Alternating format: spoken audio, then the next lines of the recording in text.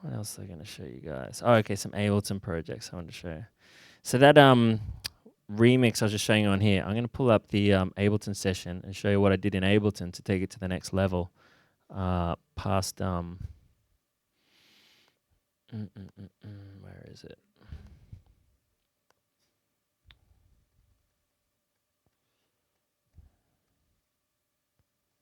Oh, that's right. It's on the other hard drive.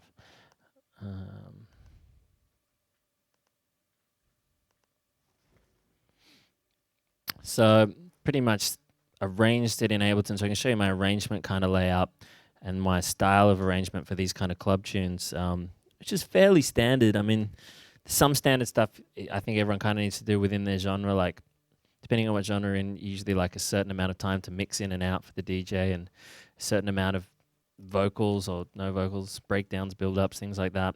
A lot of my tracks have kind of a pretty similar structure because it just seems like it works to me, feels good. So this is what I came up with here. Everything's laid out like this.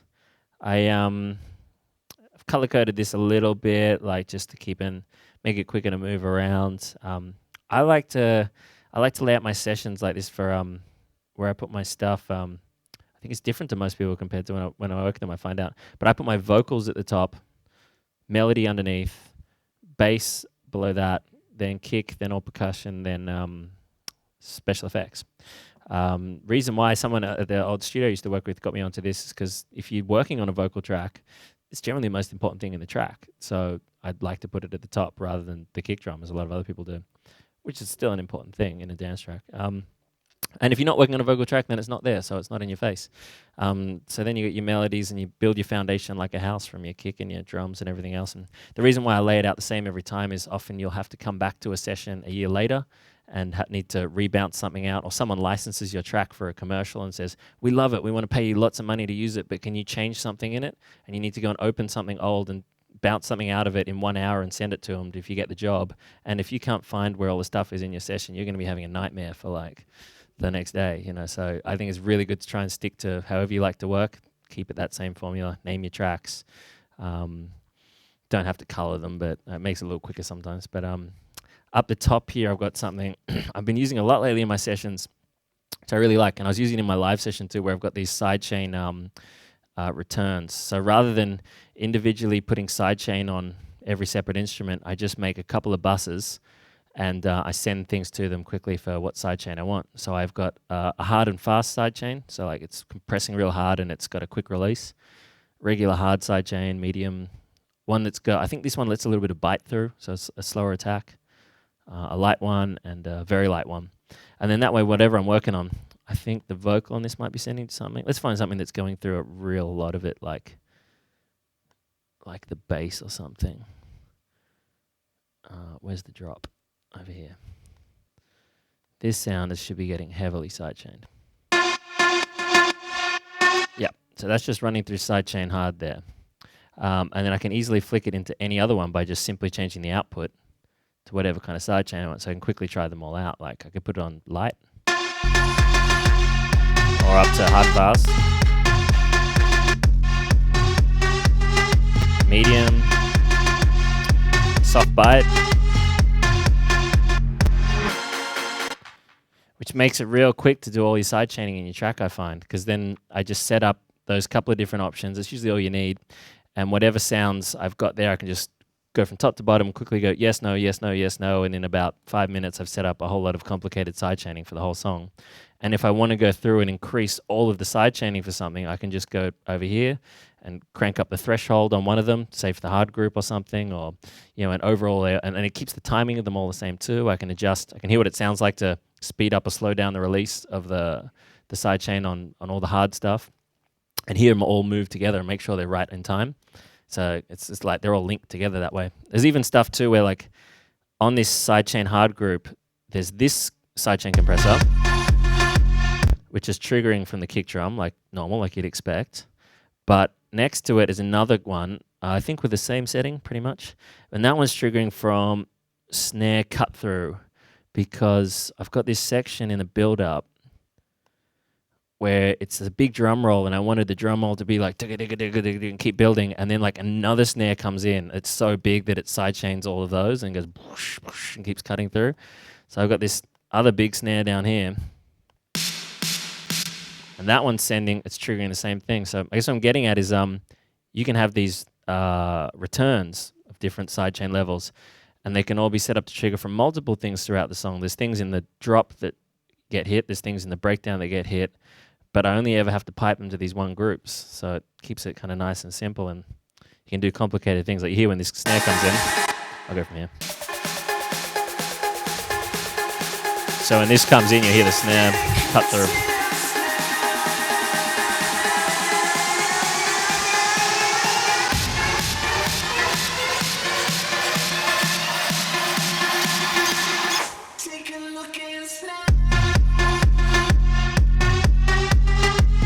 So it's almost like it gets a bit of a double drop there and stuff as well.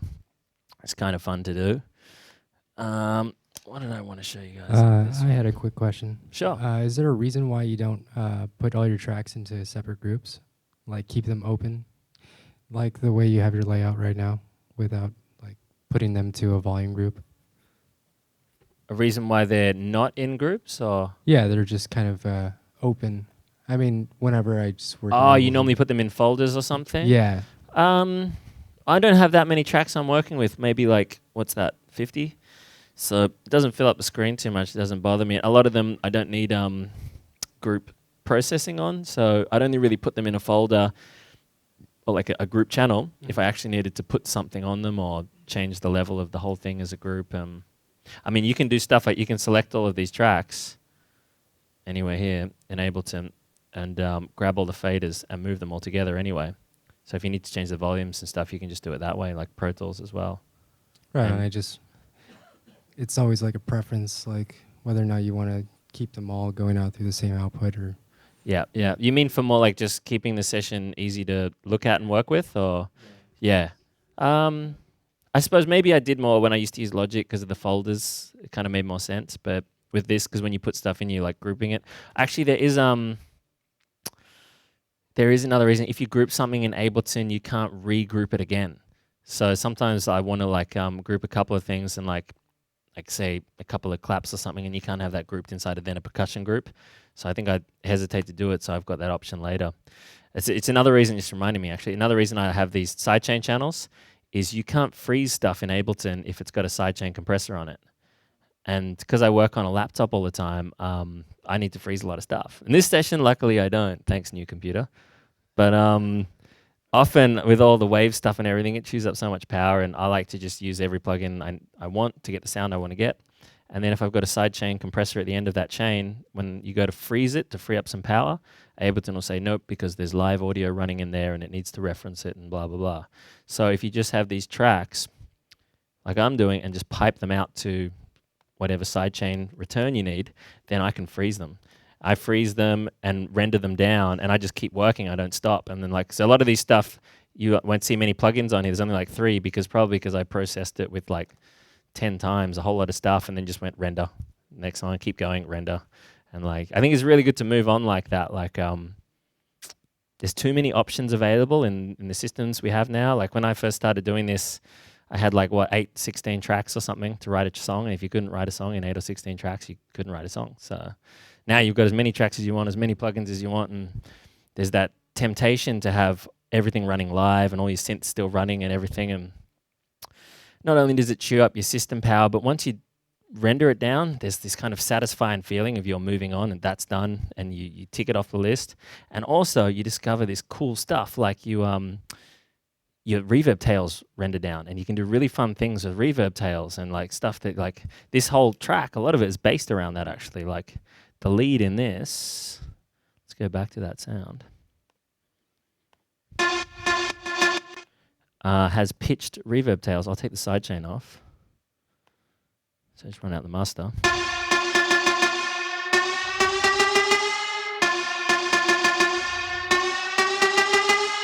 So I just made the one sound, the which is out of another synth stack I made. I'll show you it's in another session. And I rendered it out to just a one tone like that with the reverb on it and chucked it on a pad on here. And then just played in the thing I wanted and just crank up the pitch. And then you get the reverb tail bending up as well, which you couldn't normally do. It's kind of, I mean, you could kind of automate it with some effects, but it wouldn't sound quite like that. You get this, it's just the fun things you run into when you start rendering things and resampling and reprocessing. I think for electronic music, it's kind of key to discovering new sounds, you know, and making new kinds of production. Like you can make things ridiculously tight too, like the way they just cut between things as well. Definitely a big fan of always just bounce and keep going. What else do I want to show you in here? Stab fill, drum fill. Oh yeah. This too is just based out of, there's hardly anything going on in this track. There's really just the lead and the kick. Some percussion comes in, a couple of stabs. And the same thing happens again, but with a different instrument, just a synth.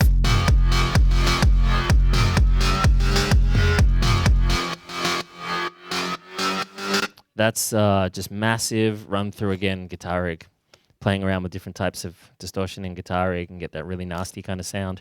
And then, yeah, guitar rig with distortion and that cool vintage verb. Sample one note out and do the same thing where you replay it as if it's a sample and pitch it up and stuff like. Been doing this a lot more. I really like it. Like rather than running any synths live, just get something happening and playing, and then just picking one note, sampling it, and redoing it as if I'd sampled someone else's record and making it. It gives us this kind of punchy character that's like, I couldn't get the actual synth to sound that punchy and powerful when I did it the other way. Like each attack would go soft and be slightly different, and this made it sound really powerful and direct. Yeah, but then apart from that, it goes into the breakdown. It's like, I don't know, I think it's really fun to do this kind of stripped back arrangements and fun for producing too, because you get to use much more obvious reverb and distortion and things. I think if you're working on a track that's really busy, lots of sounds and everything, you're often sitting there with problems like, oh, how am I going to make them all fit? How am I going to make that sound go with that sound? Whereas this, I've got the opposite. I've got the fun problem of how am I going to fill it up? So I'm like, so you just take simple stuff and just get to like layer on all the fun stuff. Like, I think people forget about this sometimes. Like it doesn't need much. Just put a few things in there and have some fun with it and really make something. You get to use all those skills you've learned about how to make sounds sound big. Okay, I've got another session here that shows you the original where I made that synth sound and a few other things. This is an original track of mine that's not out yet. Oh, wait, no. I'm going to do the remix one. It's a remix that is out of an act called The Twins from Australia, a track called Coming Home. This came out a little while ago on Ministry of Sound Australia. I'll show you some stuff in my session.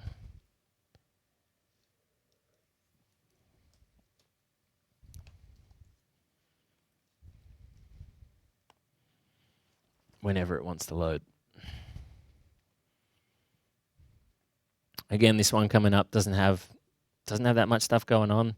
I mostly just used their vocal from the track, and I took them. They gave me the MIDI parts for the chords. I didn't really like their sound, so I took the MIDI parts and started using some other sounds, and then changed them a little bit, some of the melodies, and that kind of based all the melody for me in the breakdown. And had a bit of fun using some different sounds. I ended up using a lot of contact stuff and using some gamelan sounds and stuff in the breakdowns, getting sort of sparkly bells and things, which I can show you, which is it's nice to hear something different. Like, there's so much dance stuff where it's just always detuned saw synths and everything. Just thought it was a little bit refreshing to have something different character in there. Could we hear the original? Absolutely. The finished mixdown or their original? I think I've got it. No, maybe not. Wait.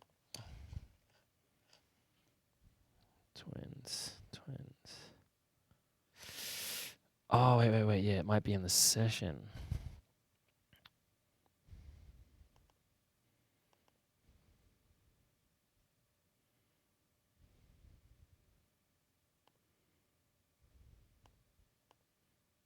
Vocals. Maybe not. Sorry, man. I had it. Yeah, but it's so I mostly just use the vocal and their melody, but made my own synth sounds and stuff for it. But here's some of the track. Turn the slate back on. You can see the slate rocking out there. Also got the virtual tape machine running there too. I'll tell you about that in a sec. And there's a few frozen tracks in here, as you can see, which are again running to their sidechain groups. Lets me run so much more stuff. So that's their melody kind of thing, and I redid it with these sort of sounds.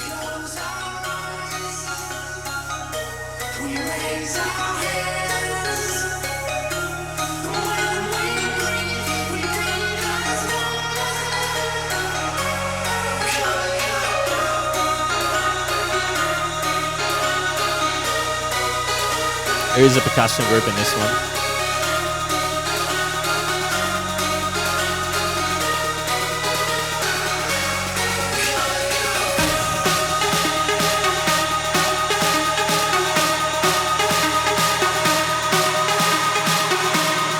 And you can see effect going there as well in the build-up.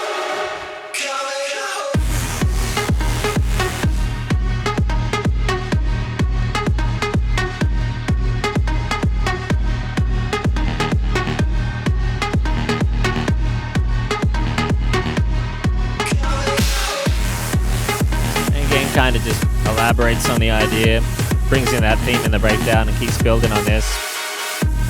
A few fills and stuff, starts to get a little bit more complicated, it goes on, not too quick. I think there's a change up coming up. It goes into a more breakbeat section as well. So I felt it was getting a little bit too dark and I wanted it to still be fun, so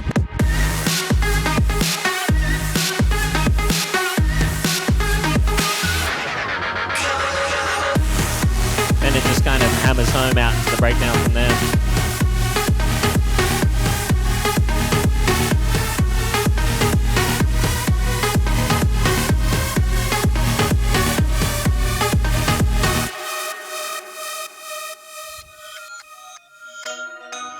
There's an example of some of the bouncing and stuff as well. That little reverse is from the same gamelans that are in the breakdown. It's this one and a sparkly one, which is really just longer release, and it's got an auto pan. And they go together and you get this kind of feel. But I rendered some of that out and reversed and delete it back in. You get that kind of like, I mean, you couldn't do that with a synth. You need to bounce things to...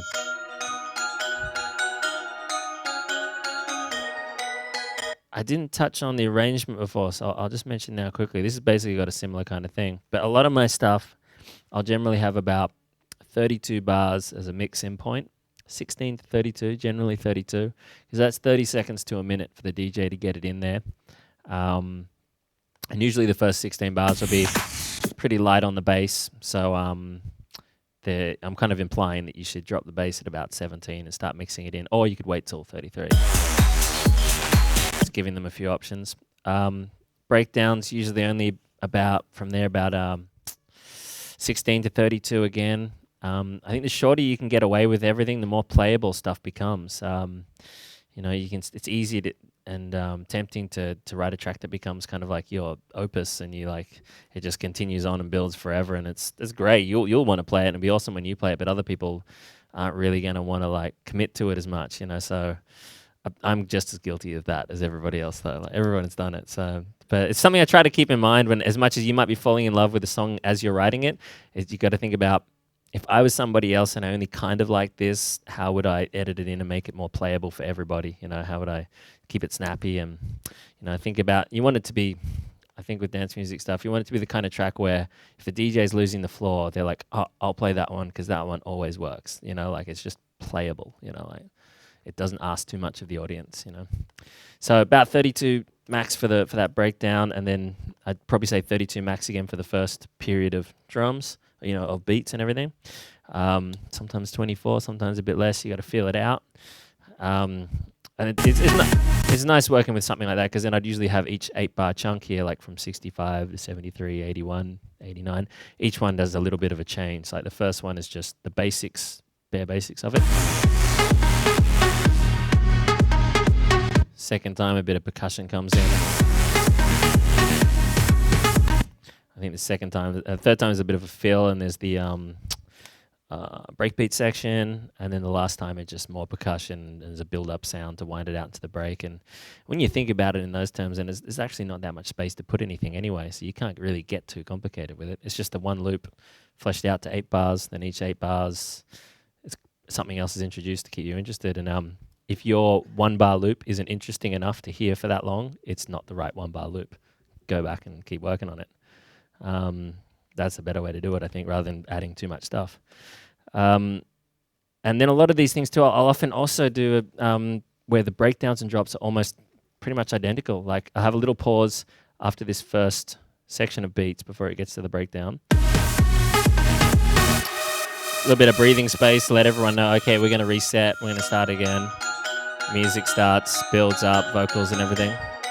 And usually drop pretty much the same, or maybe with a slight bit of extra something, energy or something. But like I used to do some tracks where, you know, the second drop was always bigger than the first. But so many people now don't play all of your record. They only play one drop of it. So it's like, well, I want to get it all in. You know, I want them to hear the way it's meant to be. So I may as well make them just both as big as they should be. Especially with a lot of the open format DJs in Vegas and LA and everything. Everyone's just, if I give them a track to play, they're like, yeah, I'll play it tonight. And they'll play like 10 seconds. I'm like, dude, is that all I get? Like, so yeah, I often just make the drops the same now. Or even at some new tracks too, I'm just doing one breakdown in the middle, so there is only one drop, you know.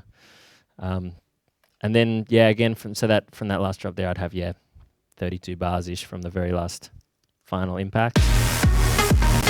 After those 32 is kind of like your mix out point, so you want to start stripping things back out of there. I think that comes up about here.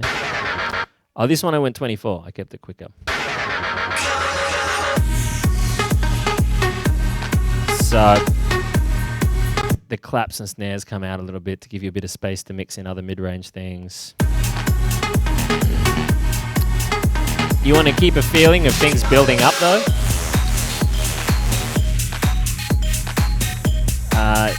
Yeah, definitely better have things feel like they're going up still at the ends, but bottom end stuff is coming out.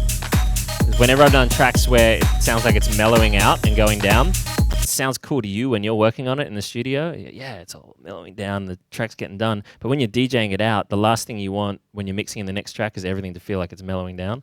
So you don't want to have washed out delays or anything getting low pass filtered down too much. The most functional stuff is just to feel like almost like it's going into another build up, because then as you mix in that next record, or the DJ mixes in the next record, they're stoked because it makes their next mix sound better than, you know, it could have been anyway. So another reason it'll make your record more playable. And they'll be like, I love that track because mixing in and out of it just makes my set sound better and better. And I think it's a good one to have. What else did I want to say on this one?